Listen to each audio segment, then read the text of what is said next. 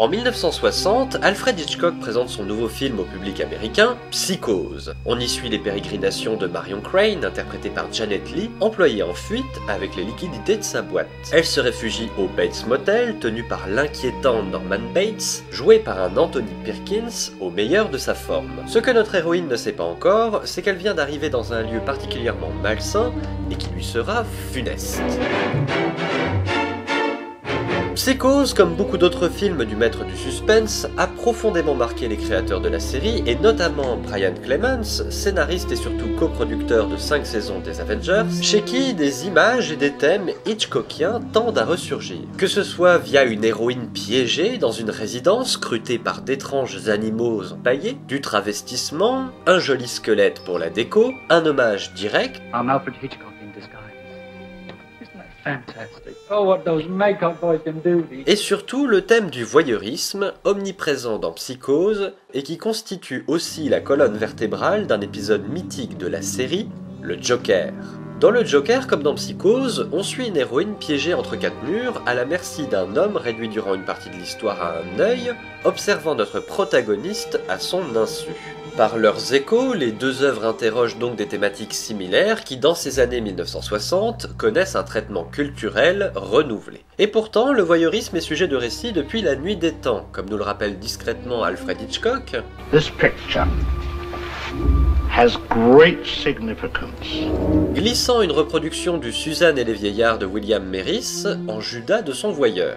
Outre cet épisode biblique où 2 vieillards sont punis pour avoir espionné Suzanne au bain, on note surtout la traversée de Coventry par Lady Godiva. Un récit anglo-saxon où, afin d'obtenir une baisse des impôts militaires pour les habitants de la ville, l'épouse du comte de Mercy accepte de traverser les rues de la ville à cheval totalement nu. Dans une variante de l'histoire, un curieux du nom de Tom aurait tenté d'observer Lady Godiva, perdant immédiatement la vue comme punition. De cette péripétie naîtra le terme Peeping Tom, qui en anglais se substitue aujourd'hui au terme de voyeur, marquant l'impact de ces récits ancestraux dans l'inconscient collectif. Le voyeurisme se reposant en premier lieu sur le sens de la vue, c'est en toute logique dans les arts visuels qu'il a obtenu sa postérité la plus intéressante.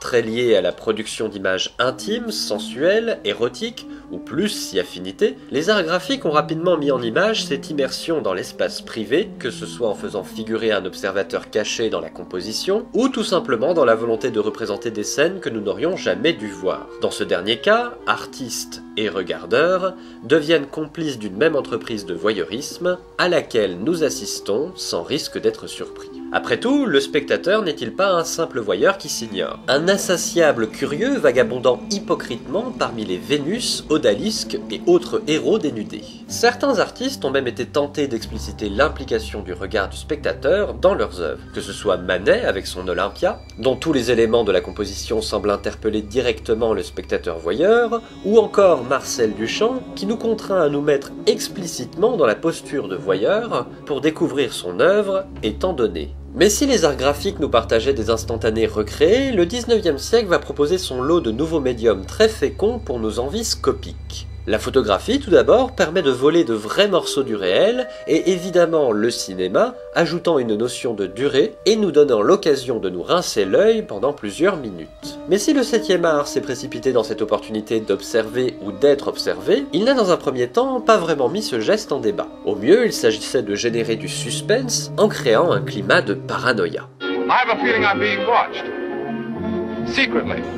Les choses changent dans les années 50. L'acte de voyeurisme devient un moyen de relier les personnages séparés dans des espaces différents et d'introduire un questionnement moral sur le fait d'observer sans être vu. L'évolution du regard nous propose alors des œuvres plus réflexives, mais également plus subversives. Il devient de plus en plus difficile d'ignorer que nous sommes témoins et donc impliqués dans la responsabilité morale de l'acte. Les années 60 vont pousser encore plus loin ce couple curiosité-dégoût généré par la mise en scène du voyeurisme. Certains réalisateurs, comme Michael Powell dans son Peeping Tom, vont nous forcer à mettre les lunettes du voyeur, nous mettant en empathie avec lui malgré les actes horribles que ses pulsions scopiques le poussent à accomplir. Naissent ainsi des œuvres malsaines où nous sommes à la fois pris d'attirance pour le voyeur et ses actes, parce que sans lui, pas de possibilité de voir ces scènes d'intimité qu'on trépigne de découvrir, mais révulsé quand on assiste aux conséquences de cette curiosité perverse. Naît au même moment la réflexion sur le regard. Qui regarde? Quoi? Pourquoi? A-t-il bien vu ce qu'il a cru voir? Autant de questionnements qui ont ensuite trouvé corps dans ce chef-d'œuvre qu'est le Blow-Up d'Antonioni, ainsi que dans ses relectures par Brian De Palma. Si je vous raconte tout ça, c'est parce que le Joker naît dans un contexte propice à l'ébullition voyeuriste et qu'il va s'en nourrir. Le Joker reprend certaines thématiques, développe les siennes, mais a surtout l'ambition d'amener le voyeurisme à la télévision. Un agenda risqué étant donné le contexte plus familial et privé du médium télévisuel. C'est le travail d'un psychopathe. L'automatisation jusqu'au dernier degré. Remplacer l'homme par la machine. L'assujettir à elle. Les deux coups à bout portant, un meurtre de sang-froid. On ne devrait jamais Je jouer. sais, on ne devrait jamais jouer avec un cybernaute. Il y a une chose qu'il n'est pas capable de faire. Et Conan, L'amour.